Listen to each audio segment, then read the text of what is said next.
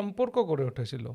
তো লাস্টের দিন মানুষকে অ্যাভয়েড করতে চায়, যখন একদম উপায় থাকে না তখনই ওরা স্ট্রাইক করে।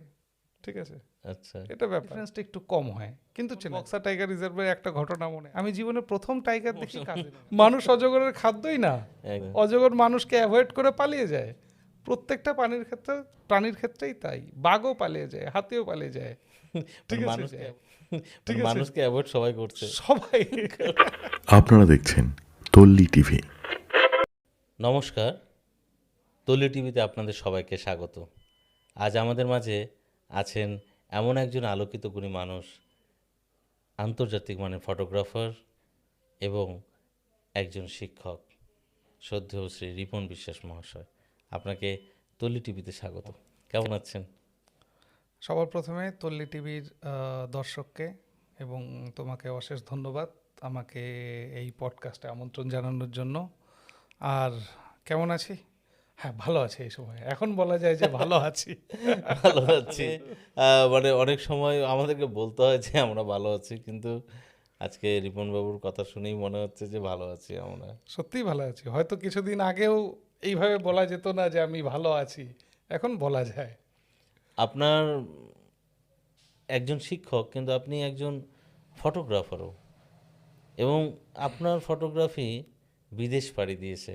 সেখান থেকে অনেক সম্মান, বিশেষ করে কোচবিহার ভারতবর্ষের জন্য নিয়ে আসা হয়েছে, এবং আপনি একটা ওয়াইল্ড লাইফ টাইটেলড, ওই টাইটেলটা একটু বলবেন? Wildlife photographer of the year. হ্যাঁ, wildlife photographer of the year title জিতেছেন, এবং যে কোনো একটা ক্যাটাগরিতে একজন মানুষই সারা বিশ্বে পান, তিনি কিন্তু রিপন বিশ্বাস পেয়েছিলেন। তিনি তার জার্নি আমাদের তল্লি টিভি পডকাস্টে নিশ্চয়ই শেয়ার করবেন। একটু যদি শুরুটা বলতেন এই জার্নির। তো আমার ফটোগ্রাফি জার্নির যদি ইন্সপিরেশন বলা যায় তাহলে সেটা আমার বাবা। আমার বাবা উনি নিজেও একজন স্কুল টিচার ছিলেন, এবং বাবার ওই ক্যামেরার শখ ছিল। তো বাবাও বিভিন্ন ছবি তুলতো, মেনলি আমাদের পারিবারিক বিভিন্ন অনুষ্ঠানের ছবি বা বাইরে কোথাও গেলে। তো সেটা দেখেই যে আমারও একদিন ক্যামেরা হবে, আমিও একদিন ফটোগ্রাফার হব, মেনলি আমার বাবাকে দেখেই সেই জিনিসটা আমার মনে জাগা। তারপর 2007 সালে আমি ওই চাকরি পেলাম, স্কুলে চাকরি পেলাম।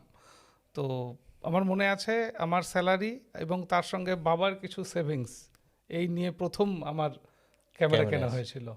তো এটা মানে বাবা ইন্সপিরেশন, সেখান থেকেই শুরু। 2007 থেকে শুরু, আস্তে আস্তে ছবি তুলতে থাকি। তো ছবি তোলার তো অনেক ক্ষেত্র আছে। তো আমার যেটা পছন্দের ক্ষেত্র ছিল সেটা এই বন্যপ্রাণীর ছবি তোলা, যেটাকে আমরা ওয়াইল্ড লাইফ ফটোগ্রাফি বলি।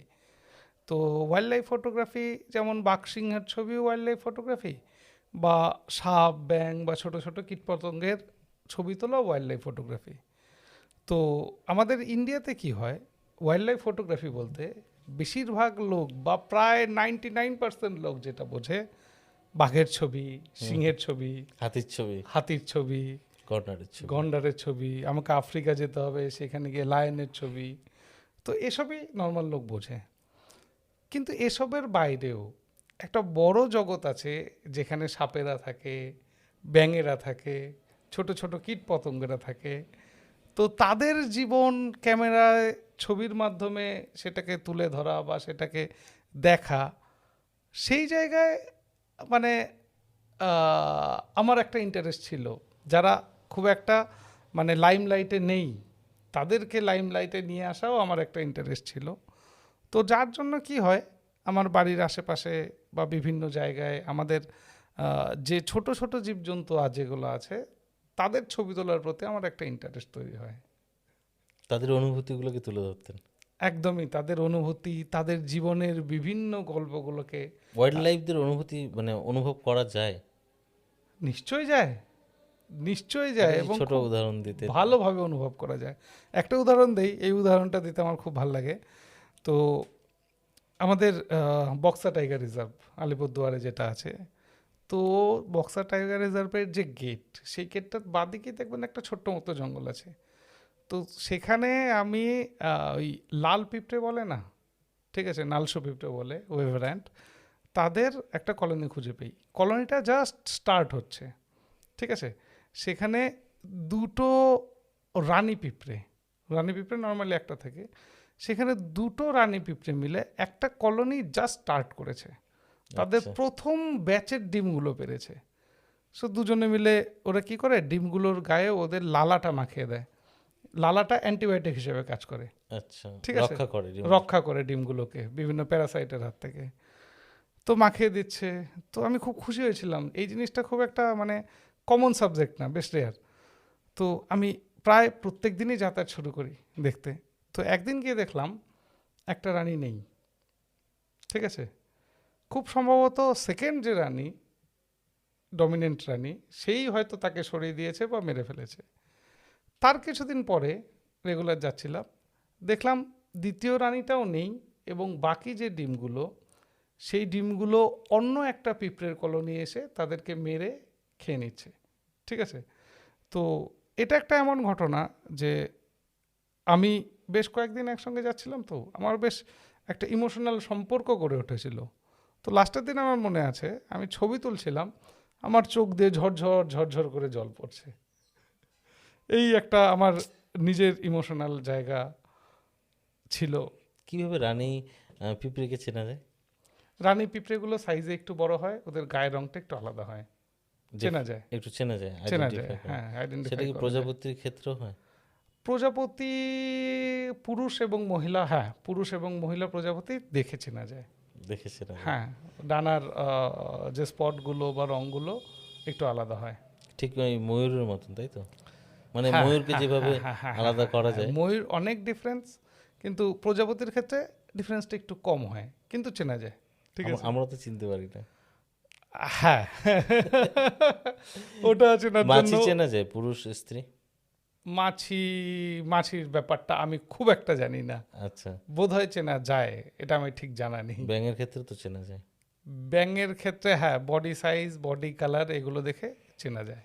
তার মানে সাপের ক্ষেত্রে চেনা যায়, সাপের ক্ষেত্রে চেনা যায়। সাপের ক্ষেত্রে মোটামুটি আইডিয়া করা যায়, কিন্তু ঠিকভাবে চিনতে গেলে ওদের হেমিপেনিসটা দেখতে হয়, পুরুষের ক্ষেত্রে থাকে, মহিলাদের ক্ষেত্রে থাকে না। আচ্ছা আচ্ছা আচ্ছা। সাপের ক্ষেত্রে যারা এক্সপার্ট তারা ঠিকঠাক মতো চিনতে পারে। বিষাক্ত সাপের ছবি তুলেছেন? হ্যাঁ, মানে কোনো সময় বিপদ হওয়ার সম্ভাবনা?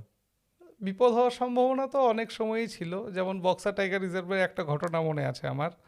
মানে আমি পাথরের ওপর পা রেখে যাচ্ছিলাম, তো পাথরের খাঁজে একটা শঙ্খচূড় সাপ, যেটাকে কিং কোবরা বলি, সেই বিষাক্ত? কিং কোবরা লুকিয়েছিল, ঠিক আছে। তো আমি প্রায় কিং কোবরার ঘাড়ে পা দিয়ে ফেলেছিলাম, ঠিক আছে। ভয়ানক কিং কোবরা আমাকে দেখেও ভয় পেয়ে গেছে, আমি কিং কোবরাকে দেখেও ভয় পেয়ে গেছি, আমি দাম করে পিছনে চলে এসেছি, ও শুরুত করে পালিয়ে গেছে। এই ঘটনাগুলো হয়। হাতির তাড়া খেয়েছি কাজিরাঙাতে, ঠিক আচ্ছা। আছে। সুন্দরবনে বাঘ খুব সামনে থেকে দেখেছি, কাজিরাঙাতেও বাঘ খুব সামনে থেকে দেখেছি। তবে ভয় বলবো না, আমি বলবো উত্তেজনা উত্তেজনা। উত্তেজনা হয়। আমি জীবনে প্রথম টাইগার দেখি কাজিরাঙাতে, 12 ফিট 14 ফিট দূরের থেকে। মানে দেখে মনে হচ্ছিল ওই royal Bengal? Royal Bengal tiger, ওই আরে পুতুলগুলো থাকে না, সেই ওই কি বলবো সফট টয়েসগুলো থাকে, সেরকম সুন্দর বসে আছে। তো আমি মানে ছবি যে তুলবো সেটা ভুলে গিয়েছিলাম, ক্যামেরা আমার হাতে রয়ে গেছে, কিছুক্ষণ আমি শুধু দেখলাম। কি রিস্ক তো। রিস্ক সেইভাবে খুব একটা রিস্ক নেই, মানে মানে এরকম আপনাদেরকেও কি ভালোবেসে ফেলে বন্যপ্রাণীরা? না, সেরকম না। মোট কথা বন্যপ্রাণীদের আমরা যতটা ভয় পায়? ভয় পাই বা ভয়ের চোখে দেখি, বা আমাদের বইয়ে যেভাবে দেখানো হয়, বইয়ে, সিনেমা, টিভিতে, শরীয়তে ওই অজগর আসছে তেরে, অজগর তেরে আসে না, মানুষের দিকে অজগর তেরে আসে না, স্লো মোশন। মানুষ অজগরের খাদ্যই না, একদম। অজগর মানুষকে অ্যাভয়েড করে পালিয়ে যায়।